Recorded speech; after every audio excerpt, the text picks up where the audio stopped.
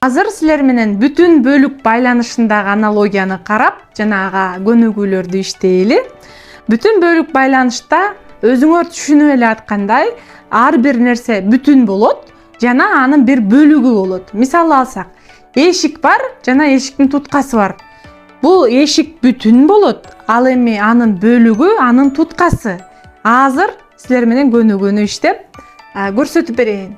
Чорго, чайнек деген бизге эталондук жуп берилип атат. Демек, чайнек бул бүтүн, чоргосу анын бөлүгү.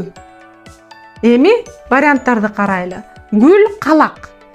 Эгер гүл чыгарыш үчүн бизге калак керек, бирок бул анын милдет байланышы. Бул бүтүн бөлүк байланыш боло албайт. Демек, бул вариантыбызды четтетебиз. Б варианты ийне, жип. Ийне жип болгондо бул жерде дагы биздин эталондук жупка туура келбейт. Себеп дегенде бул жерде дагы милдет байланышы бар. Себеп дегенде биз бир нерсе тигүү үчүнийнеге сөзсүз түрдө жип керек болот. Демек, бул вариантыбыз дагы четтетилет. Тутка, эшик. Көрдүңүздөрбү? Эшик бир бөлүк, анын эшик бир бүтүн, ал эми анын эшик бир бүтүн, ал эми анын бөлүгү бул тутка. Бул жер туура вариант деп эсептейбиз дагы.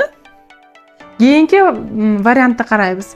Барак, китеп. Ооба, китептин бөлүгү барак болушу мүмкүн, бирок бул жерде ирет сакталбаганына байланыштуу бул вариантыбызды четтетебиз.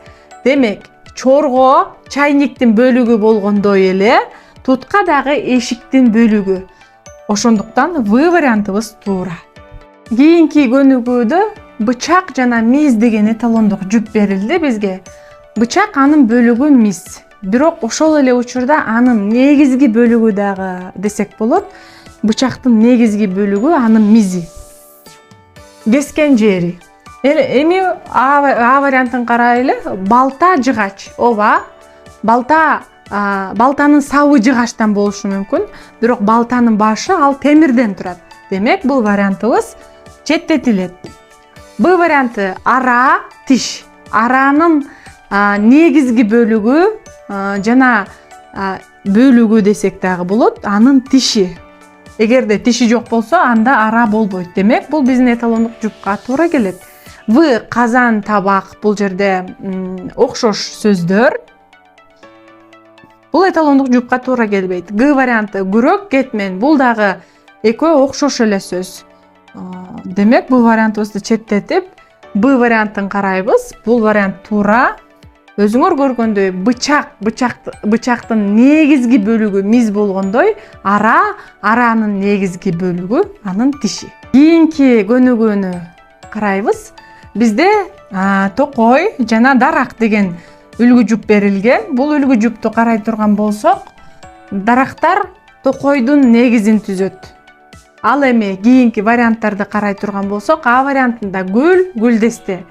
Гүлдестени гүлдөр түзөт. Бирок бул жерде үлгү жупка окшошпой, ирети бузулуп калган. Эң иреде гүлдесте, анан гүл кетсе, биздин үлгү жупка окшош болуп туура болмок. Азыр гүл жана гүлдесте дегенине байланыштуу бул вариантыбыз четтетилет. Ал эми Б вариантында ыр жана китеп. Бул жерде окшош болгону менен, бул китептин ички мазмуну ыр болушу мүмкүн, биздин эталондук жупка туура келбейт. В вариантын карайлы. Жамаат жана адам. Жамааттын негизин адам түзөт, токойдун негизин дарак түзөт. Андыктан биздин эталондук жупка окшош, туура белгисин коебуз. Г варианты идиш жана табак. Идиш, табак бул идиштин бир түрү. Бул жака окшош эмес. Ошондуктан бизде туура вариант бар. Бул жамаат жана адам. Токойдун негизин дарактар түзгөндөй эле, жамааттын негизин адамдар түзөт.